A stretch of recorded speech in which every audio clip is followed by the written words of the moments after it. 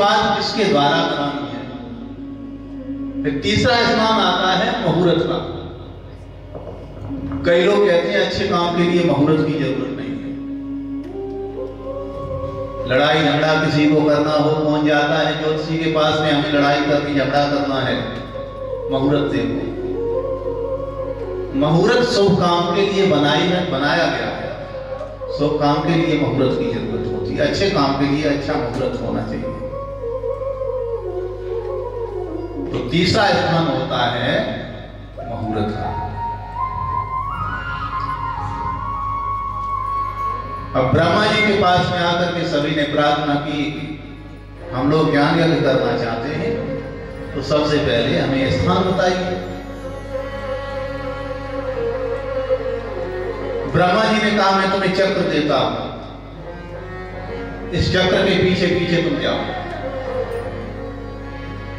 ब्रह्मा जी के द्वारा चक्र छोड़ा हुआ, उसके पीछे पीछे ऋषि चलती है। आकर के वो नीम सारण्य में गिरा, जिसको हम कहते हैं चक्र तीरथ। छड़ के तीसरे भाग को कहते हैं निमेष, इसलिए उसका नाम हो गया निमेष सारण्य।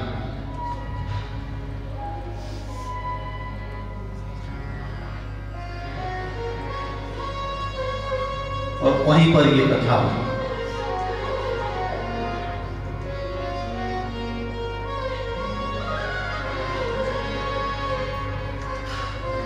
हमें भी अपनी भूमिका पहले बना लेना चाहिए। जब तक मेरी भूमिका नहीं बनेगी तब तक हम 3-4 घंटे बैठ नहीं सकते।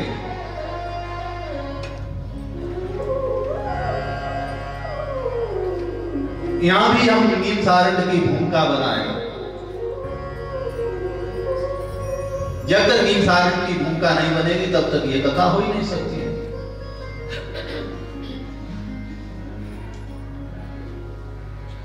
ब्रह्मा जी ने जो चक्र दिया, उस चक्र का नाम इसलिए है मनोमय चक्र। जब तक हमारे मनीराम नहीं बैठेंगे शांति से, हम पंडाल में बैठे रहेंगे और हमारे मनीराम इधर उधर घूमते रहेंगे। इसलिए मनोमय चक्र दिया है ब्रह्मा जी ने। जहां पर ये चक्र ठहर जाएगा वहीं पर यह कथा हो सकती है, इसलिए मनोमय चक्र है। अपने मनोमय चक्र को शांत कर लो। जहां मनोमय चक्र तुम्हारा शांत हुआ वहीं भूमिका बन जाएगी। जब भूमिका बन जाएगी तो भगवान की कथा की हमें प्राप्ति हो जाएगी।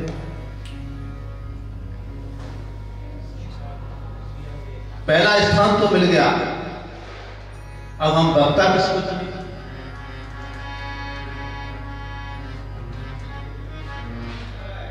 सूत जी के पास पहुंचे। सूत जी के पास में जाकर के ऋषियों ने प्रार्थना करते हुए कहा, देखो वक्ता के प्रति श्रोता की जो निष्ठा है, इस श्लोक में दर्शन करिए। बड़े बड़े ऋषि हैं, सूत जी के सामने हाथ जोड़ करके प्रार्थना करते हुए कहते हैं, ऋषियों, हे ऋषि, अज्ञान भांत विध्वंस कोटि सूर्य संप्रभा सूताख्याय कथा सारम मम करण रसायनम।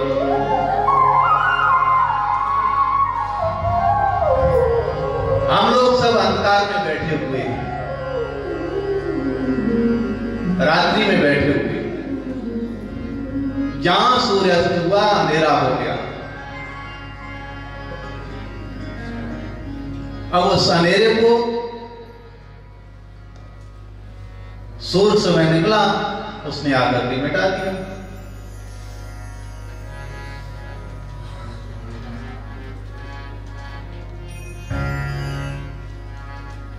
सूर्य से निकलता है, अंधकार मिट जाता है।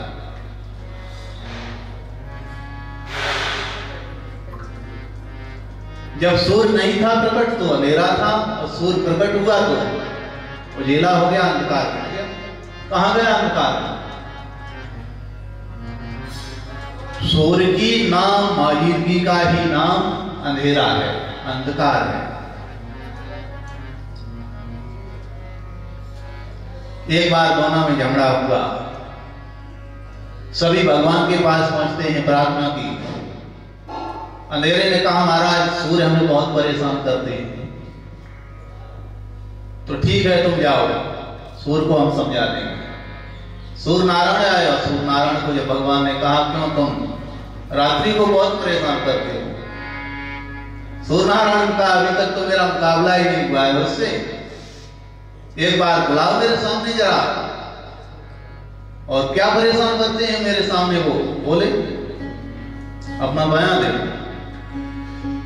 तो सूर्य का मुकाबला आज तक रात्रि का हो ही नहीं पाया। क्यों? सूर्य की नाम और जिंदगी का नाम है अंधेरा।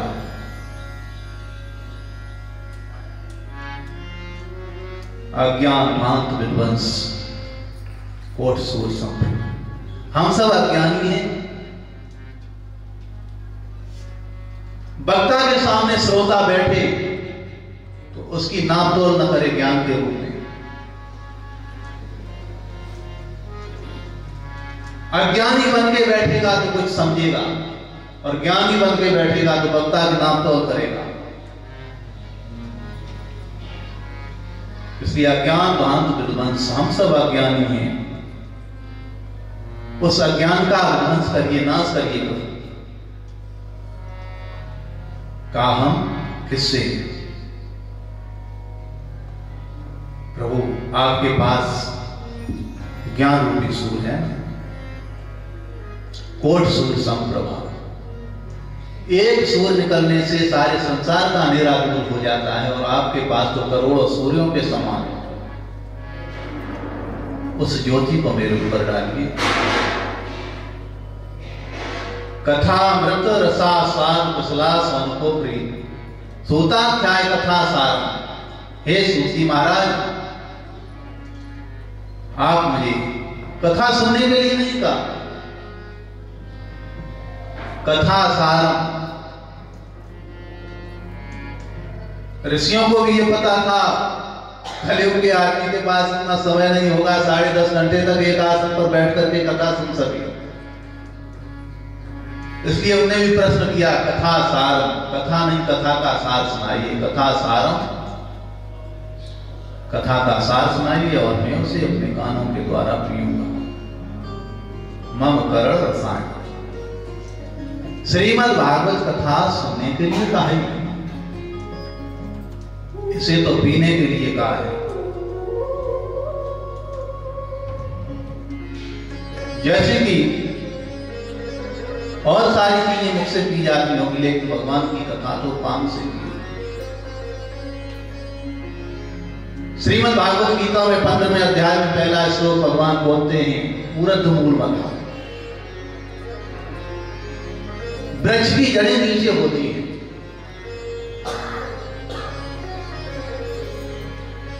और मनुष्य की जड़ें ये हैं सब। वृक्ष अपनी जड़ों से भोजन लेता है, और हम भोजन यहां से लेते हैं, कान से, नाक से, आंखों से, मुख से। ये सब जड़ें हैं।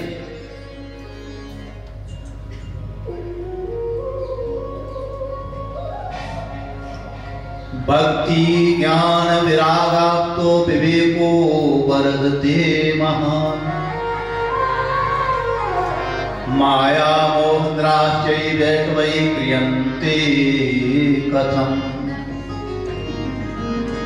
भगवान ऐसी कथा करिए जिसमें भक्ति, ज्ञान, वैराग तीनों का समन्वय हो, तीनों पुष्ट हो।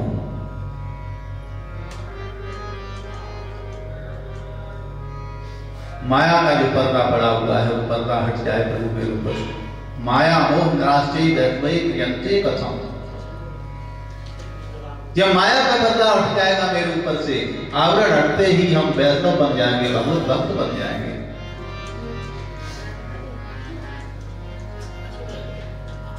चिंतामणिर्लोक सुखम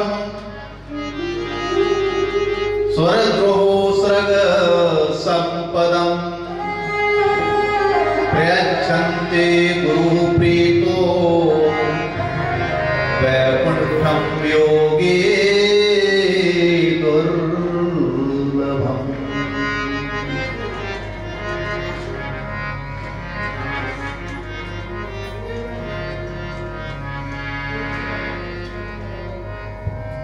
भगवान की कथा मिलते ही सारी चिंताएं जीव की मिट जाती हैं। जब तक हम भगवान की कथा में नहीं बैठे तो हमारे जीवन से चिंता जा नहीं सकती है। भगवान की कथा जहां घुसी सारी चिंताएं मिट गई। भगवान की कथा में 3-4 घंटे पता नहीं लगता है हमारा समय कैसे बीत गया, और कथा से जहां हटे फिर चक्कर चालू हो जाता है।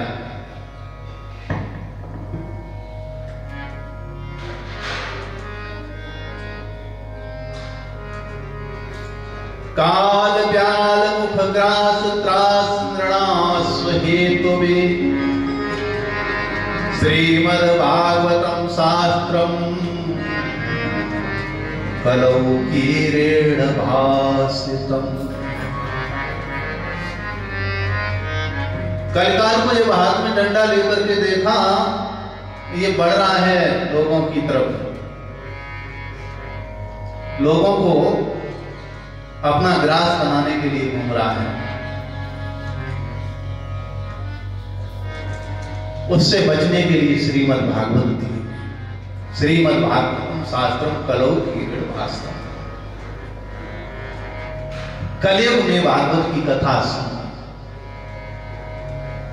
भगवान की कथा कीर्ति गाओ, कलयुग हमारा कुछ बिगाड़ नहीं पाएगा। कलौकीरेण भासितम। कीर कहते हैं तोता को। सुखदेव भगवान ने हमें ये कलयुग से बचने के लिए कथा दी। ये वही कथा है। परीक्षते कथा वक्तुम सभायां संस्ते सुखे सुधा कुंभम पीत्वैव देवस्तत्र समागमन्। जिसमें राजा परीक्षित श्री गंगा जी के तट पर अनशन व्रत लेकर के बैठे थे भगवत कथा सुनने के लिए, और जैसे ही परमहंस सुखदेव जी का पदार्पण हुआ, उसी समय देवता लोग पहुंच गए वहां पर।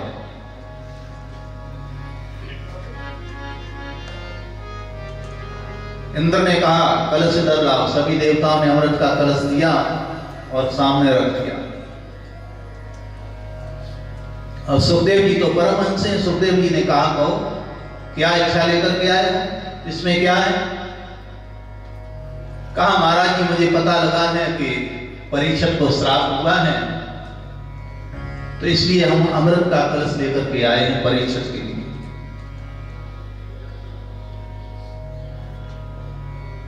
परमहंस सुखदेव कहते हैं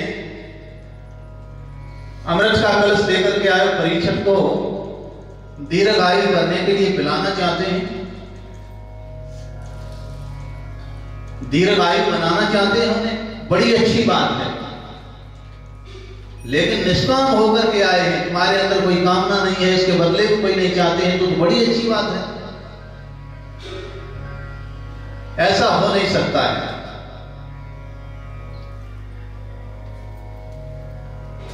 कहा देवताओं को इसके बदले में कुछ चाहिए तुमको? कहा और तो कुछ नहीं, जो परीक्षित को दे रहे हो वो कथा मुझे दे। देवताओं के लिए मतलब है ये। सुखदेव भगवान ने मना कर दिया, कहा नहीं नहीं, अगर कथा तुमको सुननी ही होती तो लोभ और लालच को लेकर के यहां पर न बैठते, श्रोता बन के बैठ जाते, कथा सुन लेते।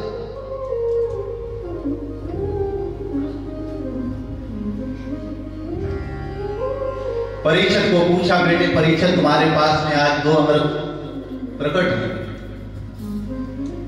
किस अमृत का तुम्हें पान करना है? जो मैं लेकर के आया उसका नाम है कथामृत, देवता लेकर के आया उसका नाम है श्रद्धामृत। किस अमृत को चाहिए?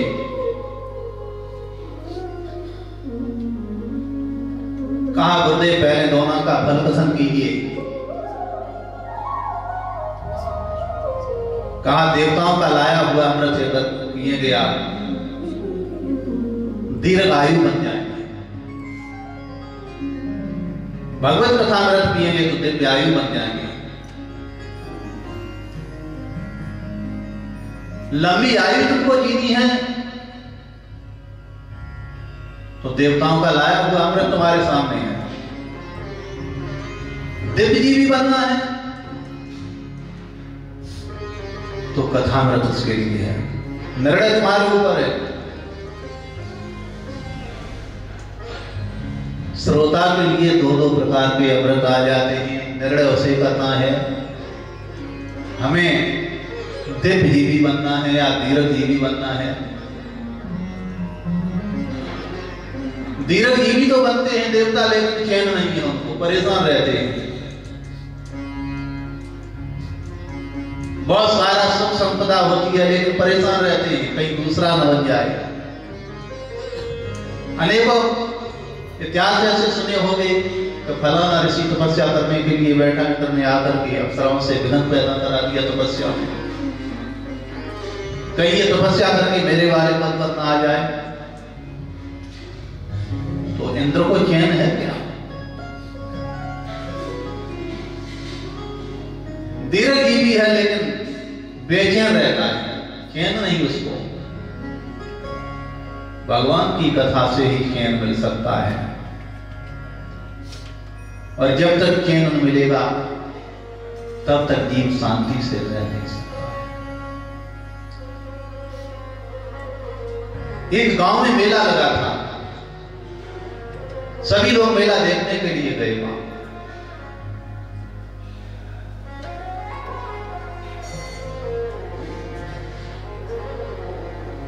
एक महिला भी मेला देख रही थी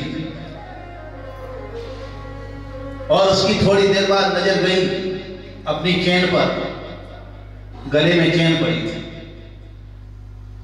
अब वो परेशान हो गई बेचारी, मेरी चैन कहां, मेरी चैन कहां, मेरी चैन कहां। सोने की जंजीर व्याकुल होकर के घूम रही थी। एक दूसरी सहेली ने कहा क्यों परेशान हो रही, क्या खोज रही? कहा चैन नहीं मिल रही मेरी। सहेली ने कहा जरा कपड़े को थोड़ा हटा करके देखो तो। और जैसे ही कपड़े को हिलाया तो चैन खुलकर के कपड़े में फंसी हुई थी, नीचे गिरी नहीं, गुम नहीं हुई थी। और जैसे ही चैन मिली तो उसे चैन मिल गया।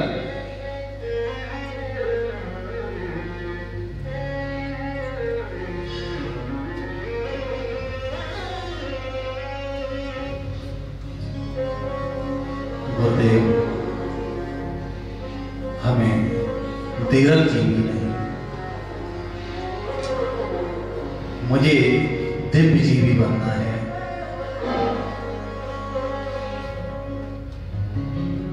जब परीक्षित ने निर्णय कर लिया कि हमें कथा सुननी है, देवताओं को सुखदेव ने खूब ललकारा। कुसुदा कथा लोके 5 मणिर महा ब्रह्मराजोच्चारित तदा देव जहास। कहां एक कांच का टुकड़ा और कहां मणि, मणि की बराबरी कहां कर सकता है वो कांच का टुकड़ा, और कहां मणि जैसी दिव्य कथा।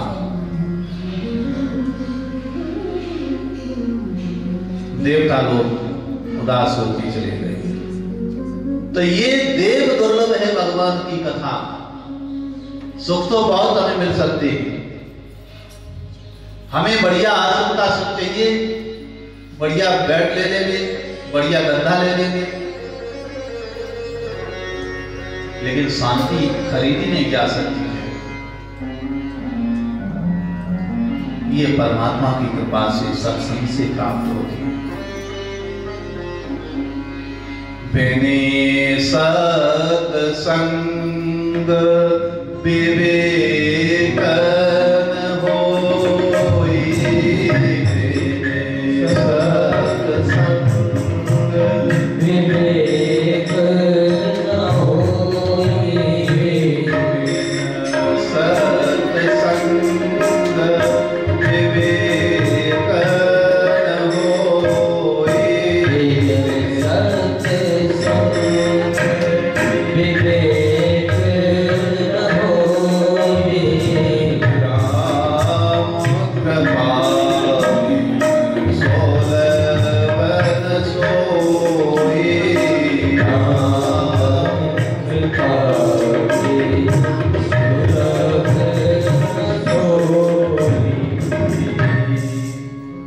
बिना सत्संग विवेक की प्राप्ति नहीं है, उसमें भगवान की कृपा चाहिए।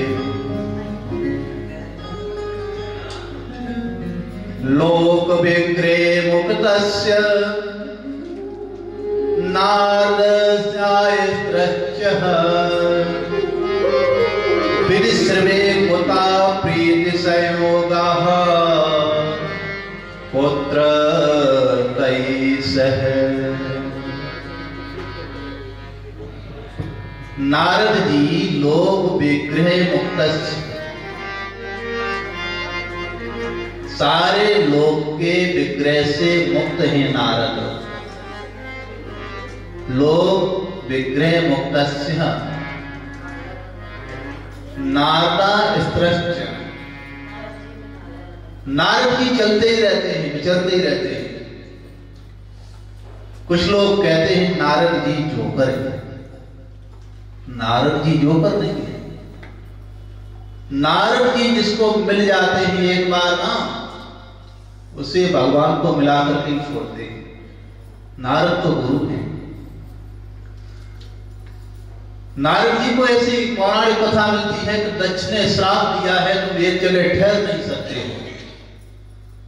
तो यहां होना चाहिए था नारदा न स्त्रश्च, लेकिन लिखा नारदा स्त्रश्च। नारद जी स्थिर है एकदम, लेकिन श्राप के कारण भागते रहते, वो कथा मिलती है। इसका क्या अर्थ करेंगे आप? हम स्थिर उसी जीव को कहेंगे जिसका मन एक में स्थिर हो गया है, परमात्मा में जो लग गया है वही स्थिर है। तो नारद जी कहीं भी घूमते हैं, लेकिन हर समय परमात्मा का चिंतन करते हैं, परमात्मा के साथ में रहते हैं, इसलिए नारदा स्त्रश्च। विनिश्रवे कुताः प्रीति संयोगा पुत्र तैसह।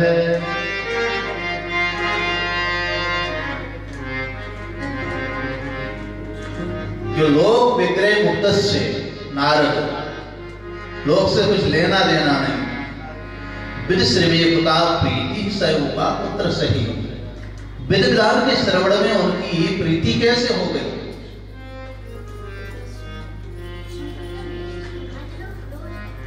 सूत जी ने कहा, सुनती, ये भी प्रसंग हम तुम्हें बताते हैं। अत्र ते कीरश्याम भक्तियुक्तं कथानकम् सुखेन मम यत् प्रोक्तं रहा शिष्य विचार्य।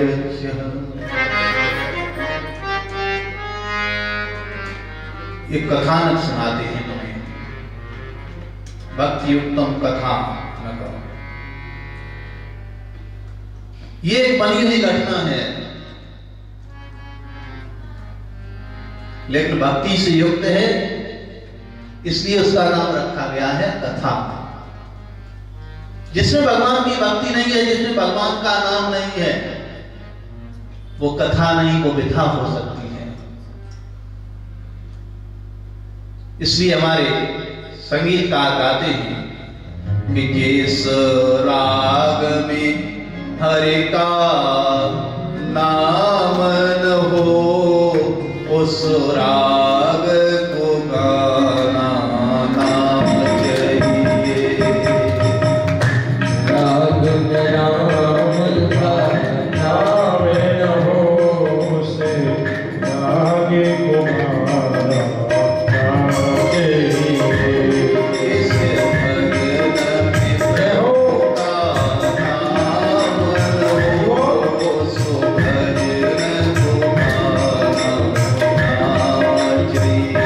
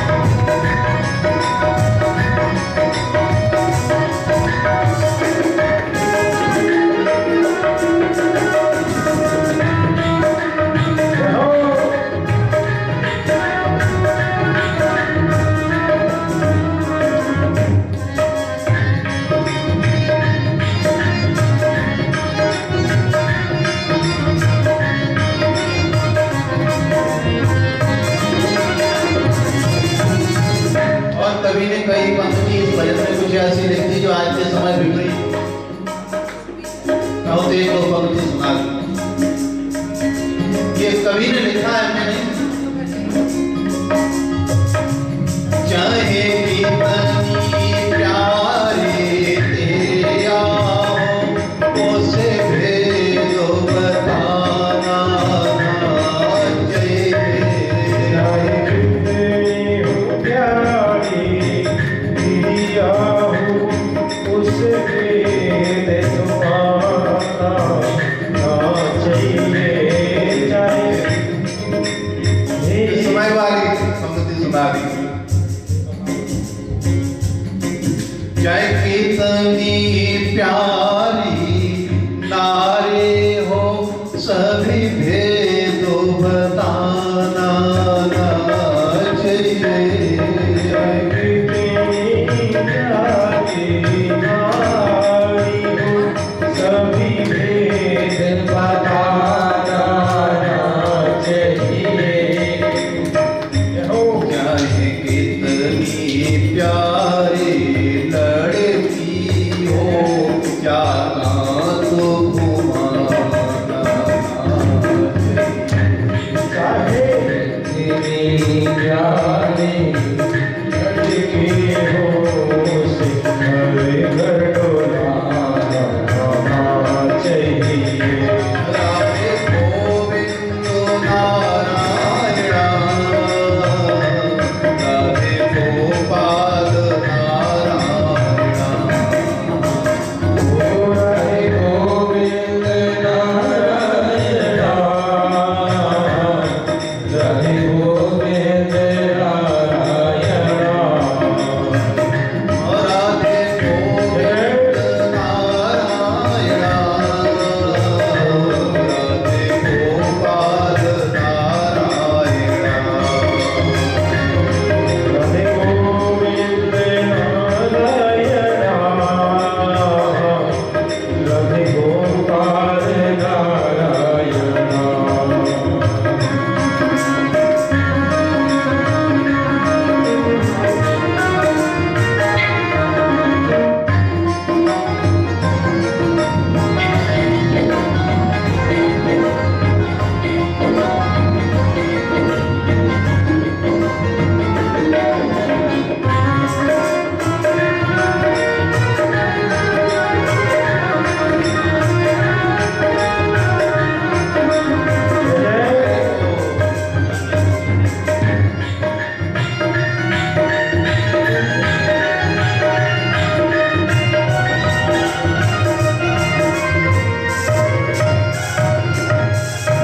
संसार की जो बात है वो सब विधा है, जो भगवान की बात है वो कथा है।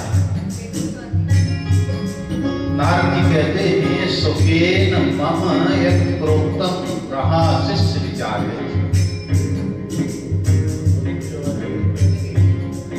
सुखेन मम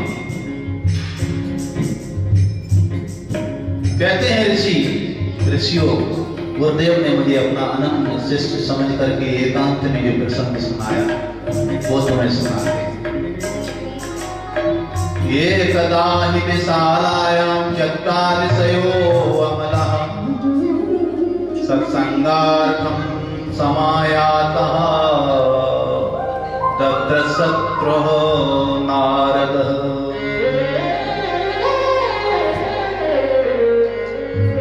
एक दिन नारद जी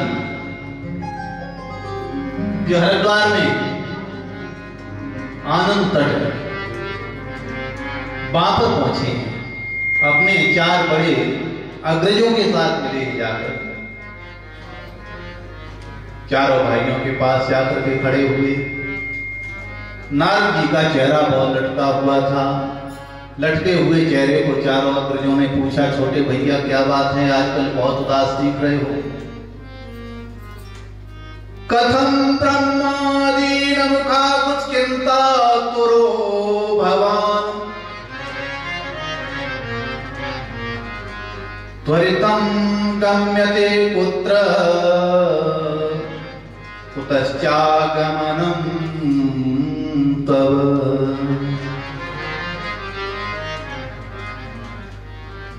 तुम्हारा मुख क्यों लटका हुआ है, क्यों उदास हो? उदासी का कारण बताओ। ऐसा क्या तुमने देख लिया जिसके कारण तुम परेशान हो रहे हो? तुम्हारे आने का कारण क्या है? हम जानते हैं ऐसे तुम कहीं नहीं जाते हो, जहां कहीं जाते हो कहीं कोई न कोई उद्देश्य लेकर के जरूर जाते हो।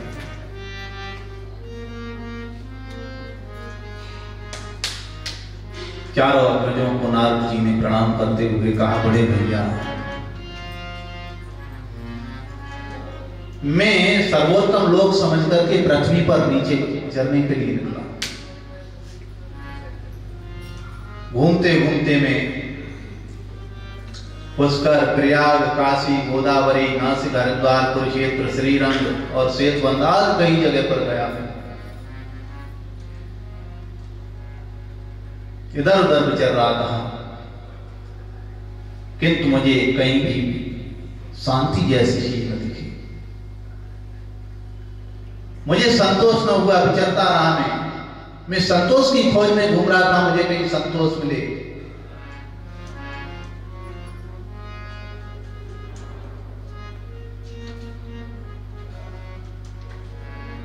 यमुना जी के तट पर आ गया। वहां पर देखा एक युवती बैठी हुई है। बहुत सारी स्त्रियां हाथ में पंखा लेकर के उसे झल रही हैं। दो वृद्ध पास में लेटे हुए हैं। इतनी स्त्रियों से सेवित होने पर भी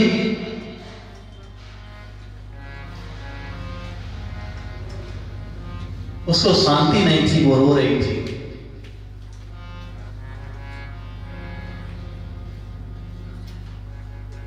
मैंने थोड़ा बढ़कर के देखा, ये क्यों परेशान है, क्यों बैठी, आखिर क्या कारण है?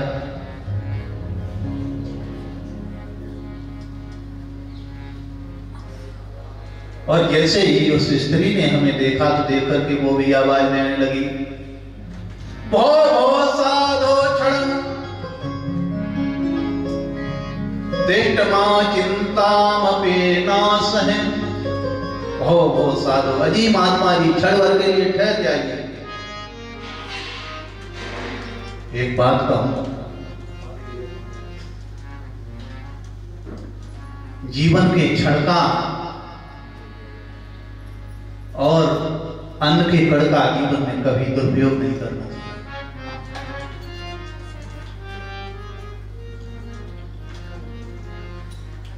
जो व्यक्ति अन्न के कण का दुरुपयोग करते हैं, अन्न को कचड़े में फेंकते हैं, उन्हें भूखों रहना पड़ता है। इसलिए थाली में भोजन उतना ही लेना चाहिए जितना हम पचा सकते हैं, जितना खा सकते हैं। जितना तुमको जचे उतना रखो और जितना बचे उतना जीवो। तुम्हें जचा नहीं है, तुमने रखा लिया, थाली में बहुत सारा भोजन रखा रहा, अब उसमें तो दो ही काम हो सकते हैं। अगर नहीं पूरा खा रहे हैं, हमने भाई पड़ोस किया है, पूरा खाना है, अगर पूरा तुमने खा लिया तो पेट खराब होगा, और नहीं पूरा खाया, इकट्ठा छोड़ रहे हो तो अन्न खराब होगा। इसलिए जितना जचे उतना लो, जितना बचे उतना जियो। अन्न 6-6 महीना, 4-4 महीना के बाद में हमारी थाली में पक कर के आता है। कितनी तपस्या से प्राप्त होता है। कृषि करने वाले किसानों को पूछो कितनी मेहनत से तैयार करते हैं।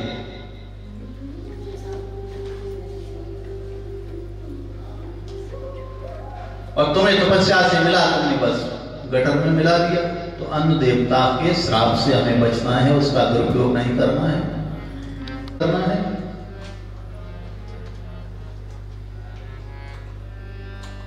युवती कहती है भो भो साधो क्षणम तिष्ठ। संत के पास सारे जीवन घूमते रहो, कभी कभी ऐसा होता है जो ज्यादा पास में रहते वही दुरुपयोग करते उनके बाद का, कभी कभी उनके ही द्वारा अपमान हो जाता है। संत के साथ जितना रहने के लिए समय मिल जाए बड़ी अच्छी बात है, लेकिन बड़े सावधानी के साथ रहें। संत के क्षण का कभी दुरुपयोग न हो जाए। महात्माओं के पास भी लोग जाकर के घर गृहस्थी की ही चर्चा करते हैं, तो तुम्हें क्या मिलेगा? अपना समय बर्बाद किया तो किया, महात्मा का भी समय बर्बाद करते हैं। भो साधो क्षण तिष्ठ, क्षण भर के लिए ठहर जाएगी, रुक जाएगी। और जैसे ही नारद जी खड़े हुए तुरंत बोल दिया, मैं चिंता अपनाश है, गुरुदेव मेरी चिंता का नाश कीजिए। और मैं ऐसा मानती है दर्शनम तब लोकस्य सर्वस्थाग परम। महात्माओं का दर्शन अगर प्राप्त हो जाए, पहले तो महात्माओं का दर्शन दुर्लभ है, अगर मिल भी जाए तो सर्वस्थाग परम, सारे दुखों का वो नाश कर देते हैं। बहुत बड़ी बात को इतना छोटा करके समझा करके और सारी टेंशन को खत्म कर देते हैं।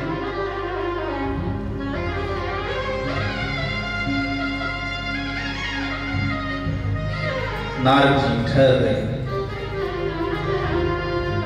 और पूछा, कास्तम कामोचेमा नार्या कहां पद्मलोचना पद देवी सविस्तारम स्वस्य दुखस्य कारण। पहले अपना परिचय हमें बताइए, तुम्हारा परिचय क्या है, कहां की रहने वाली हो, तुम्हारा क्या नाम है? नार्या कहा पद्मलोचना, फिर कहते पद देवी सविस्तार, विस्तार से सब कुछ हमें सुना दो। स्वस्य दुखस्य कारण, ये मूल बात है।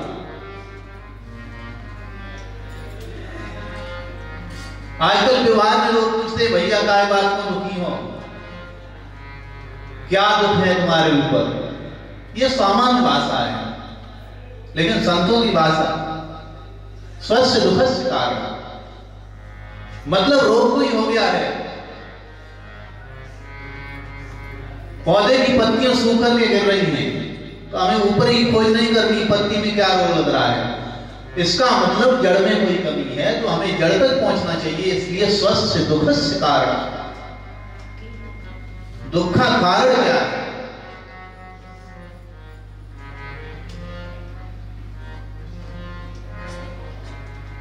युवती ने अपना परिचय दिया, कहा महाराज मैं अपना परिचय इसलिए नहीं दे रही, आप लोग हमारी कीर्ति जगह जगह कहां आप, हम तो अपना संक्षिप्त परिचय आपको इसलिए दे रही हैं, प्रभु हमारा कल्याण करिए।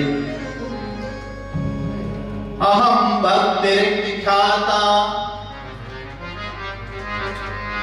महाराज इस संसार में भक्ति नाम से मेरी ख्याति है, और ये इमौ वेतनयौ मतौ, ये मेरे दोनों पुत्र हैं। ज्ञान वैराग्य नामनौ, इन दोनों का नाम है ज्ञान और वैराग्य। फिर ये व्रत कैसे हो गए? काल योगे न जरो, ओहो बड़ी परेशानी की बात है। आप पैदा कहां हैं? देवी ने कहा उत्पन्ना द्रविड़े साहम वृद्धिम कर्णाटके गता, कुचित कुचित महाराष्ट्रे गुर्जरे जीर्णतां गता।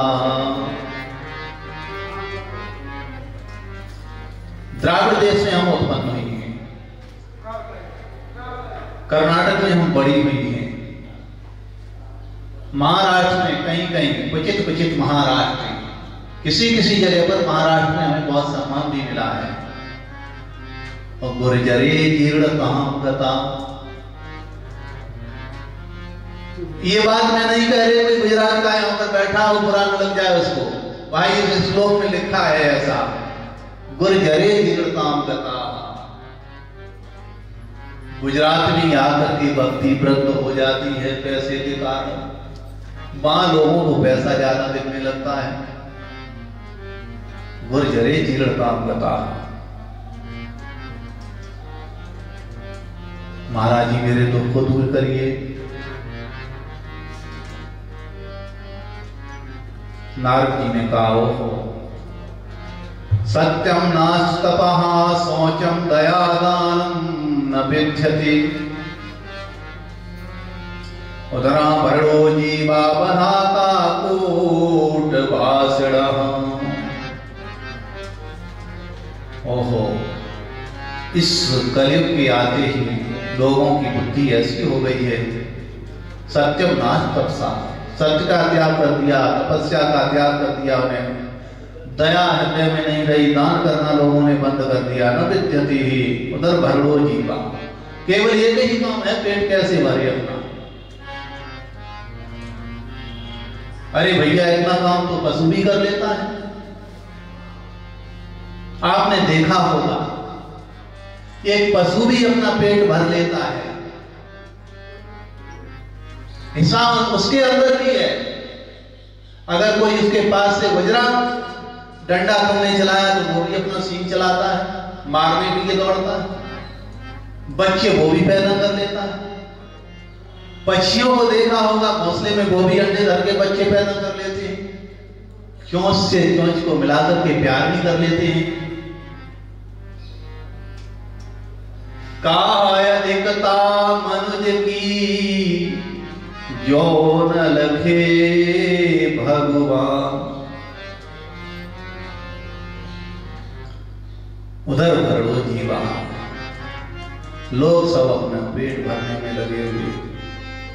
बराह का कूट वासना, किसी से वार्ता करो तो मीठी बात भी नहीं निकलती। पक्षियों की वाणी को सुनकर के हम प्रभावित हो जाते हैं, लेकिन मनुष्यों की वाणी सुनकर के ऐसी कड़ी वाणी बोलते हैं। किसी ने किसी को पूछा भैया तुम कहां से आ रहे हो? उसने पूछा तो वो जवाब दे रहा मैं आ रहा हूं चूल्हे से। मतलब वहां में लाल करके बात करता, कोई पूछे तो क्रोध में आ जाता है। पूछने वाले ने कहा लग भी ऐसा ही रहा, इसलिए दे दिया, उन्हें बहुत गर्म है। किसी ने पूछ दिया तुम कितने भाई हो? उसने कहा हम 4 भैया हैं। तुरंत जवाब मिलेगा अगर तू 5 होता तो मेरा क्या बिगाड़ देता?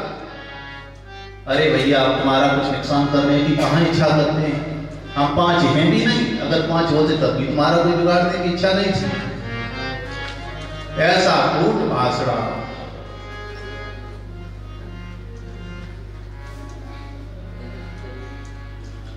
देवी ये कारण कलयुग है, इस कलयुग के कारण तुम दुखी हो। सदाचार योग मार्ग तब आज सभी लुप्त हो गए हैं। देवी ने कहा महाराज मैंने ऐसा सुना है जिस समय ये कलयुग आया था तो राजा परीक्षित से मुकाबला हुआ, भेंट हुई।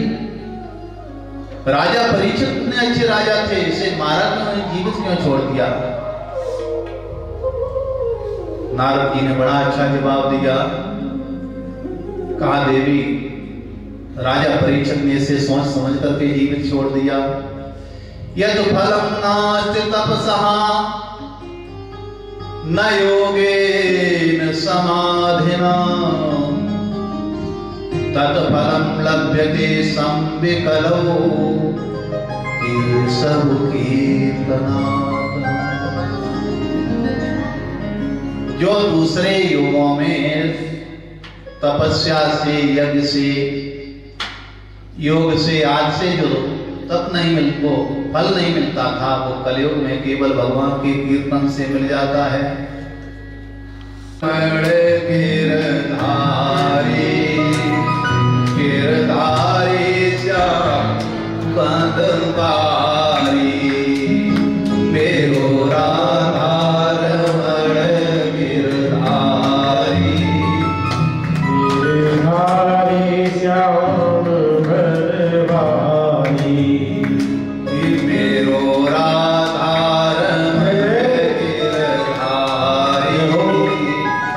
गिरधारी श्याम बनवारी।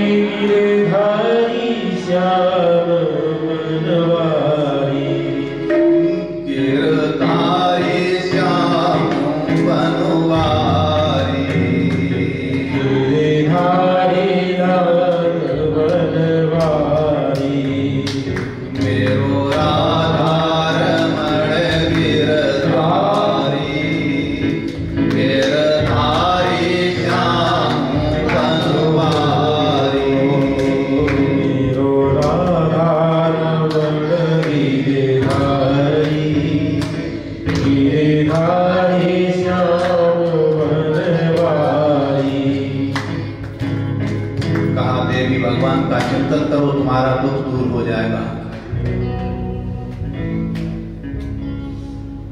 भक्ति ने नारद जी को प्रणाम करते हुए कहा, साधु नाम दर्शनम लोके सर्व सिद्धि कर्म परम।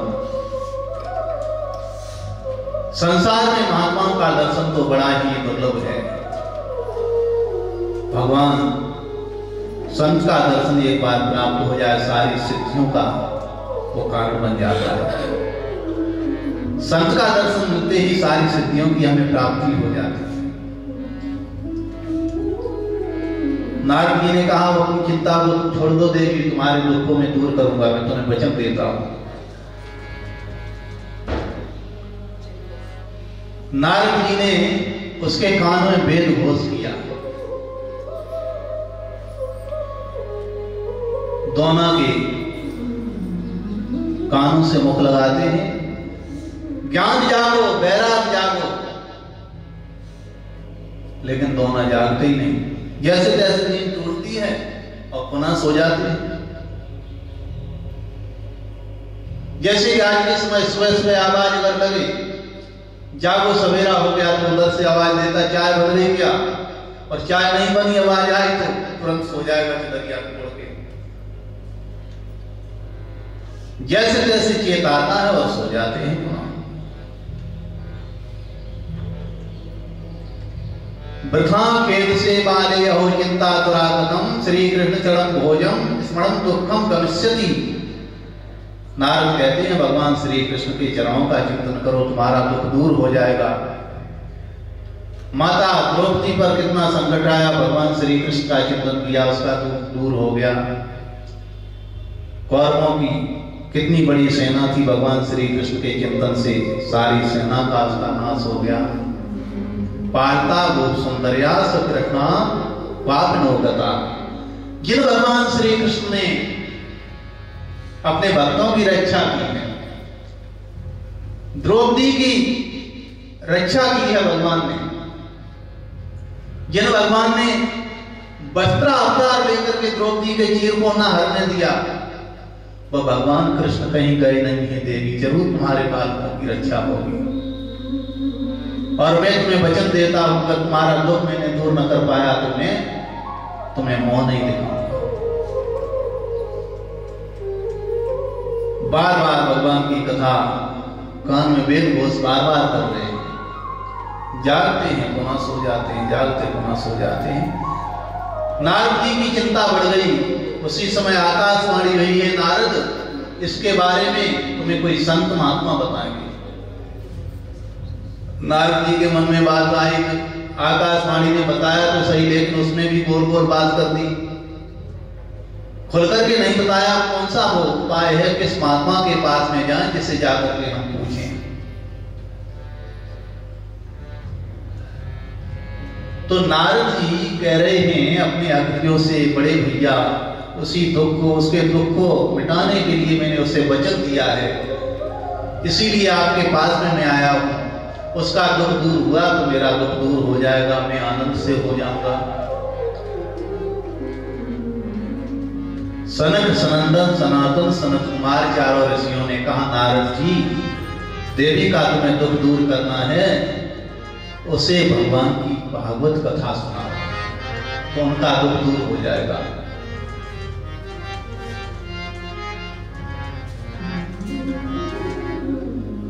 नारद जी ने कहा, मैंने उनके कान में वेद घोष किया, वेद मंत्रों को बोला।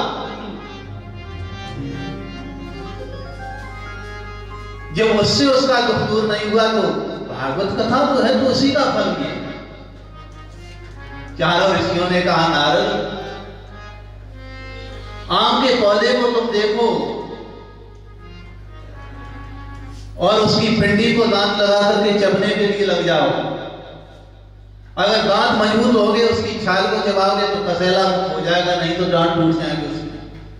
लेकिन मुख कभी मीठा नहीं हो सकता है। अन्यथा तुम उसकी छाल को चबाने की जगह पर आम की पत्ती खाने लगो, फिर भी मुख मीठा नहीं होगा। आम के जब पके हुए फल को खाएंगे तभी मुख मीठा हो सकता है। वेद वृक्ष है और वेद वृक्ष का पका हुआ जो फल है वो श्रीमद् भागवत है। इसलिए श्रीमद् भागवत से ही मुक्ति मिल सकती है। जो वेद से नहीं मिलेगा वो श्रीमद् भागवत से मिल जाएगा। नारद जी के मन में विचार आया, फिर हम कहां घूमेंगे, हम किस कथाकार को खोजने के लिए जाएंगे, फिर कौन सी जगह पर करानी है। गंगा मां का पावन तट, इससे अच्छी और कोई जगह नहीं होगी। आप जैसे कोई वक्ता नहीं होगी, आप कथा करिए और मैं बैठ करके सुन रहा हूं। बड़े आनंद के साथ नारद जी ने श्रीमद् भागवत की कथा श्रवण की। सनक सनंदन सनातन सनत कुमार चारों का जीवन यही है, केवल भगवान की कथा का।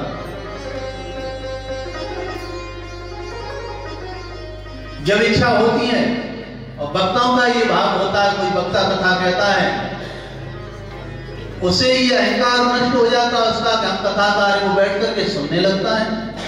उसे कहते हैं भाग श्रोता, भगवान का भक्त। अब यहां बच्चे बैठे लगभग कथावाचक हैं, सब प्रेम से भगवान की कथा सुन रहे हैं और मौका कहने का मिल जाता है, कथा कहते हैं।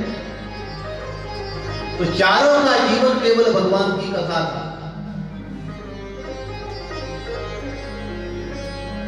एक बार चारों बैठे थे, प्रसंग मिलता है, चारों बैठे थे और ब्रह्मा जी का इन्हें श्राप मिला हुआ था। जब ब्रह्मा जी ने सृष्टि में सहयोग करने के लिए इनसे कहा तो चारों ने इनकार कर दिया।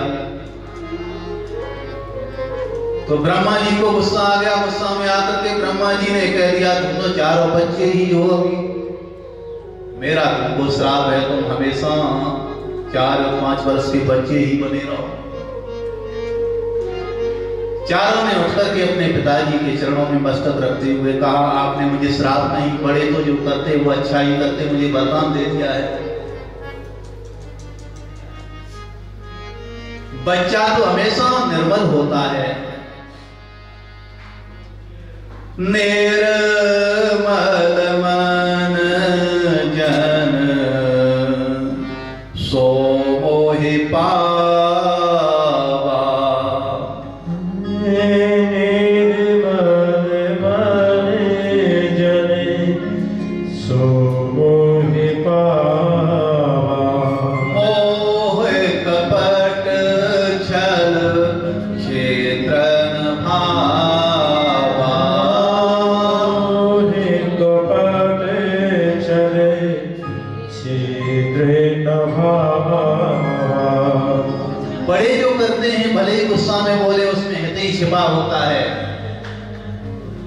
माँ यशोदा कन्हैया को डांटती है, तूने मिट्टी खाई, लेकिन कन्हैया के लिए मैया के हृदय में उसका हित ही छिपा हुआ था। बड़े जो करते वो अच्छा ही करते हैं, हमें भले ही बुरा लगता है। आपने मुझे श्राप नहीं वरदान दिया है, मैं छोटे बने रहेंगे, निर्मल हमारा निर्मल मन होगा, हमारे अंदर कोई किसी प्रकार की गलत चीजें नहीं आ पाएंगी। और परमात्मा को ये चीज बड़ी अच्छी लगती है, मोह कपट छल क्षेत्र न भावा। परमात्मा को प्रिय वही लगते हैं जिसके अंदर छल नहीं है, कपट नहीं है, छिद्र नहीं है। आपने मुझे वरदान दे दिया, तो चारों ये बैठे बैठे आपस में कथा कर रहे थे। भगवान शंकर पार्वती निकली वहां से। माता पार्वती ने चारों को नंग धड़ंग देखा तो माता पार्वती ने उन्हें श्राप दे दिया। तो मनुष्य का शरीर तुम्हें मिला है और कपड़ा धारण नहीं किया है शरीर पर, जाओ तुम चारों उठ हो जाओ, पशु की तरह नंग धड़ंग रहते। अब माता पार्वती का श्राप तो चारों उठ बन गए। कुछ समय के बाद माता पार्वती भगवान शंकर घर निकले। अब माता पार्वती ने कहा कहो कैसी रही। चारों ने प्रणाम करते हुए कहा मुनिमन माता जी बड़ी अच्छी बात है, हमें तो जो पहले करना था वही आज मैं कर रहा हूं। भैया उनके शरीर में बड़ा सुख है माता जी मुझे। क्यों? अब तो झंझट मिट गया। लोग महाराज जी कह करके प्रणाम करते थे, पूजा करते थे, संसार की भीड़ लगती थी। अब ऊँट समझ करके कोई मेरे पास नहीं आता। और देखो प्रेम के साथ पहले जो मैं करते थे वही अब कर रहे हैं। एक बैठा कथा कह रहा है, 3 कथा सुन रहे हैं। तो उनका जीवन है केवल भगवान की कथा। भगवान शंकर ने कहा पार्वती को तुमने छोटे छोटे बच्चों को श्राप दे करके अच्छा नहीं किया, अब ऐसा करो जल्दी उन्हें मनुष्य बना दो और उन्हें मनुष्य बना करके उनसे माफी मांगो। माता पार्वती ने पुनः चारों को मनुष्य बना दिया।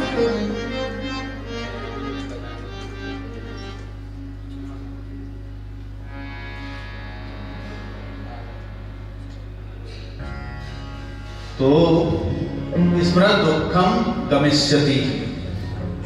भगवान श्री कृष्ण का स्मरण करो, भगवान की कथा का स्मरण करो, दुखम गमिष्यति, सारा दुख दूर हो जाएगा। बड़े भाव के साथ में मां को नारद जी ने कथा सुनाने के लिए स्वयं श्रोता बैठे हैं। अब देखो बड़ी अच्छी ये बात है, हम किसी को कथा सुनाते हैं, अगर आगे एक प्रसंग माध्यम में और आएगा, किसी को हमें मुक्ति दिलानी है तो उसके लिए सत्कर्म स्वयं भी किया जा सकता है। कथा जो व्यक्ति उसकी शांति के लिए सुनता है ना, तो उसका सूक्ष्म शरीर उसके पास में कहीं न कहीं बैठ करके वो कथा सुनता है और मुक्ति की प्राप्ति कर लेता है। भक्तिमान कथा सुन नहीं रही थी, नारद जी ने कथा से बड़ शुरू किया। कथा सुनी और भक्ति माता स्वयं वहां पर प्रकट हो गई, ताता तैया करके नृत्य करने लगी। नाच रही है माता भक्ति, और माता भक्ति को नाचते हुए देखा। नारद जी भी बड़े प्रसन्न हुए, कहा कि महाराज जी आपने बड़ी अच्छी कथा सुनाई, माता अब तो नाच रही, नृत्य कर रही है, बड़ी दुख में रो रही थी, बैठी थी यमुना के किनारे। और देखा अकेली नहीं है, जितनी भी स्त्रियां इसके साथ में गंगा यमुना आदि नदियां थी, वो स्त्री का रूप लेकर के सेवा कर रही थी, वो सब पास में है।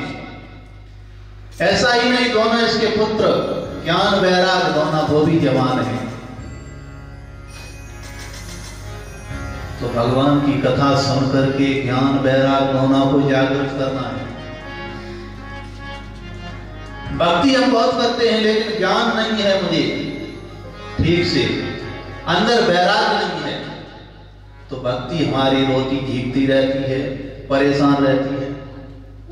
और ज्ञान वैराग जमान होने का मतलब ज्ञान भी ठीक हमें है और वैराग भी है। भागवत जी में 8वें स्कंद में प्रसंग आता है कि शुक्राचार्य जी को ज्ञान इतना था, परमात्मा छद्म रूप धारण करके गए तो शुक्राचार्य की दृष्टि से बच न पाए। ये वामन नहीं है कोई, ये तो भगवान कृष्ण ही, भगवान नारायण ही वामन बन करके आए। ज्ञान तो इतना जोरदार था उनका, और जब वैराग की बात आती है तो वैराग मन में नहीं था। अपने शिष्य को मना कर रहे थे, बेटा उन्हें कुछ दे मत देना, संकल्प मत कर देना, ये मांगते समय छोटा है, कहीं देते समय बड़ा हो गया तो तेरा सर्वनाश हो जाएगा। तो दोनों चीजें होना चाहिए साथ साथ, भक्ति के ज्ञान भी होना चाहिए, वैराग्य भी होना चाहिए। ज्ञान बहुत है, वैराग्य नहीं है। और वैराग बहुत है, ज्ञान नहीं तब भी काम नहीं चलता। तो तीनों का इस प्रसंग में समन्वय है। दुख दूर कब होगा? ज्ञान वैराग हमारे जवान हो तो भक्ति का दुख दूर हो जाएगा। बोले भागवत भगवान की जय हो। जय जय श्री राधे श्याम। नारद जी ने देखा भक्ति को, और भक्ति ने भी कहा, नारद जी तुमने बड़ी कृपा की है जो हमारे दुख को दूर कर दिया है, अब मेरे से तुम वरदान मांग लो। भक्ति ने कहा मैं तुम्हें वरदान देती है, जो इस तरीके से आपकी तरह कथा करेंगे, सुनेंगे और कहेंगे, मैं उसके हृदय में आकर के विराजमान हो जाऊंगी। जो प्रेम से भगवान की कथा सुनता है, माता भक्ति उसके हृदय में आसन लगा लेती है, फिर उसका कभी त्याग नहीं करती है। कहते हैं ऋषि, एक प्रसंग और में तुम्हें सुनाते हैं ऐसा ही। अत्र ते कीरत श्याम इतिहासम पुराणतम। वैसे तो ये बनी घटना है, पौराणिक इतिहासम, ये इतिहास है पौराणिक। पौराणिक इतिहास सुनने से क्या होता है फिर? भाई इतिहास सुनने से कल्याण हो ही नहीं सकता है। ऐसा क्या है इसमें पौराणिक कथा में? कहते हैं यस श्रवण मात्रेण, श्रवण का इतना फल है, श्रवण मात्रेण पाप हानि प्रजायते।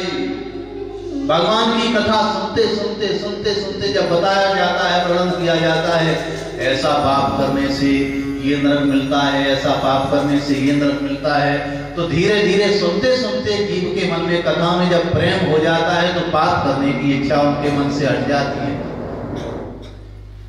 इसलिए पाप हानि प्रजायते, पापों का नाश हो जाता है। एकदा सतिजो दुखाद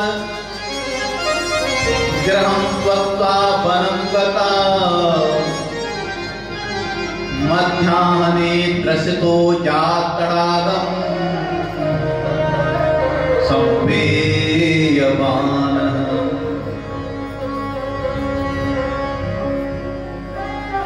एक दिन एक ब्राह्मण देवता बहुत दुखी, किसलिए? भजन पूजा करते थे, खूब लोगों ने कहा शादी कर लो, शादी कर लो, तो लोगों ने फंसा दिया, धुंधली के साथ शादी करा दी। कुछ लोग ऐसे भी होते हैं, किसी की शादी ना होती हो तो कराएंगे दुश्मनी पुरानी निभाने के लिए। जिस छोरिया को पहले से ही किसी न किसी रोग ने ग्रसित कर दिया हो, उसके साथ उसका संबंध करा लो, या उसका स्वभाव कड़वा हो ऐसे के साथ करा दो। कर्कश स्वभाव वाली पत्नी के साथ में विवाह हो गया, उनका नाम है धुंधली देवी।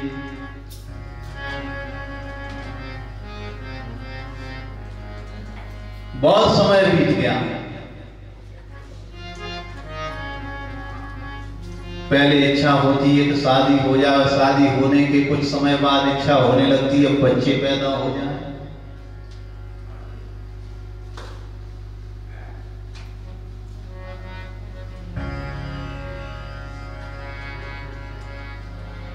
काफी समय हो गया, कोई संतान न हुई। ब्राह्मण का नाम है आत्मदेव, बड़ा दुखी आत्मदेव है, रहता है ये तुंगभद्रा नदी के किनारे पर। वहीं पर नगर बसा हुआ है जिसका नाम है अनुपम नगर, अनुपमा सौतम। बहुत उत्तम नगर मिला है, ऐसे अनुपम नगर में रह रहा है।